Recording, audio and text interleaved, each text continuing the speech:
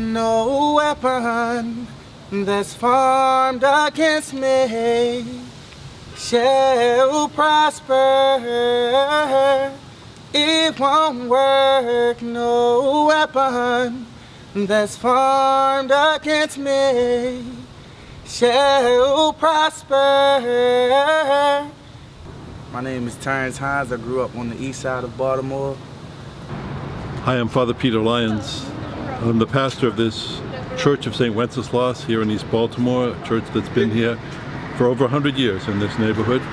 Hello, my name is Marjorie McDonald, and I'm speaking on behalf of my daughter, Lola Baltimore, who is the owner of this property.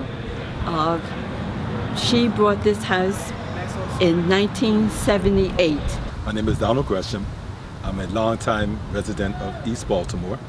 I've been here for 20 plus. I've been in this particular area for 20 years. I came from being homeless to home ownership in those 20 years. I thought this was going to be the last place I had to come, would be the last place I would have to move. My name is Lisa Francis.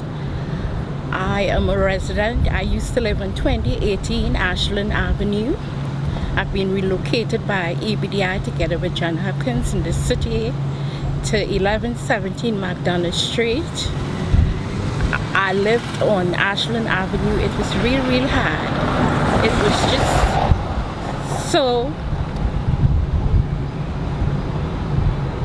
was just so sad because we were the only one on the block, myself, my husband, and we had a retarded grandson, and there were so many issues.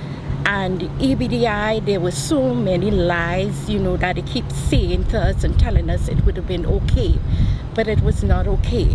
They said that they have a lot of plans for us. I'm not seeing that. Family members have lived in this house since 1978.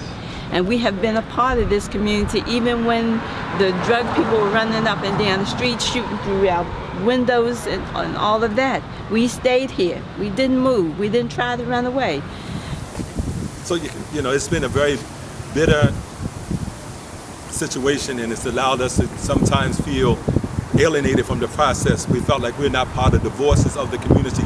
We're not being recognized as people whose voices should be heard when you have a massive development being done and everybody's gaining from it, but the historic community is just saddened by what it means to live in a place where you first lived for 4 generations, actually lived in homes at a time, and see that none of the people here would ever be able to come back to a community. They're moving in homes that they're not going to be able to afford. It's just sad, and knowing the jobs that they have will not be able to supply to feed their families or be able to live and pay gas, electric, or even buy food for their children or educate their children. So this project has done such a terrible thing to people. It's an injustice to a people. It's injustice that recognizing that powers to be can take control of people's lives and do just what they think they can do, and nothing should be said against it. But here's the reality of it is, something has to change. Somebody needs to hear the voices of the people. They make promises on one side of their mouth and speak out another, and then everything changes around, and then they tell you you're not eligible for some stupid reason. To me, it's stupid because we're not looking to make a profit. We just want to live in a decent housing. So I'm glad I hope that I can get through to anybody that's listening to this to know that we are hard-working people, have earned our living, try to pay our way, pay our taxes, and do everything that people say that you need to do to get along in America. And somehow or another, they keep on changing the rules. And I don't like the idea that they change the rules all the time. And only some people benefit from this EBDI. Everybody should get a fair treatment. I'm getting a little emotional here. The public need to know it because it's a lot of people's houses that was precious to them, and they lost things that they love. And everyone know how I feel when you lose something that you love. And My relatives going through it, my mom's going through it. And, you know, I just want to be able to show everybody that we can fight through this and we are strong. And if we stick together, good things can happen. Good things can happen. But this is our home. This is not a place where we are trying to make a profit. We live here. We go to church across the street. This is our community and has been. I came to this parish 13 years ago into a community that was distressed and depressed at the time, but it was still a lively community. There were people living here, there were children playing in the streets, there were people walking back and forth to the local stores. And through it all, we were going through a series of meetings about all the changes and improvements that were going to come to East Baltimore through the development process that was then beginning. We were hopeful. We had heard many encouraging promises. 10, 13 years later, we see some signs of positive development and improvement, but lots of distress. Dr. Marcela Gomez has written a history of this project. In fact, a history that goes back long before this project began, of how East Baltimore has arrived at this present point in its development. Our purpose now is not so much to rehash the past, but to learn from the past so that the future going forward will be different.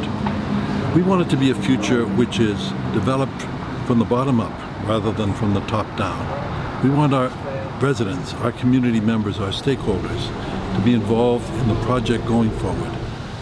Hello, my name is Maricela Gomez, and what you've just been listening to are the voices of residents who have been living through the last 12 years of redeveloping a community in Baltimore City, affectionately known as Middle East Baltimore.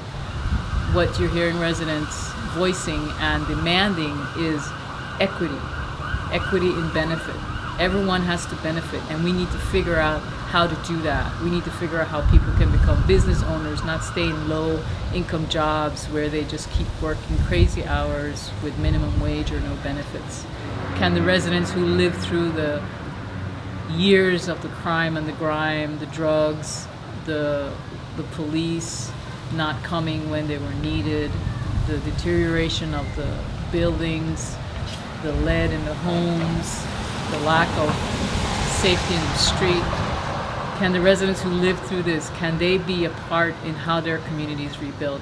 Or does it have to be more than 800 families being displaced and not having an opportunity to come back because there's no assurance that there will be affordable houses being built to allow them to come back? The project has another 10 to 15 years, and there's an opportunity to do it right, to get it right, because right now it's wrong.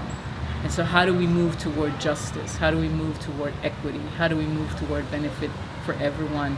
The project is to raise enough funds to buy more than 200 books so that we can bring those books back into the hands of East Baltimore residents. These are the residents, these are the people who informed the book, and so they should be able to take that information and use it in the way that will help them organize to continue to challenge this project to be more equitable and more just. So we appreciate any contribution to assure that that happens.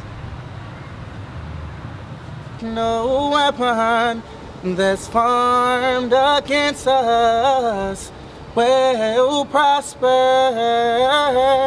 It won't work, no. Just to show y'all, man, we can make it. So let's just keep moving with this.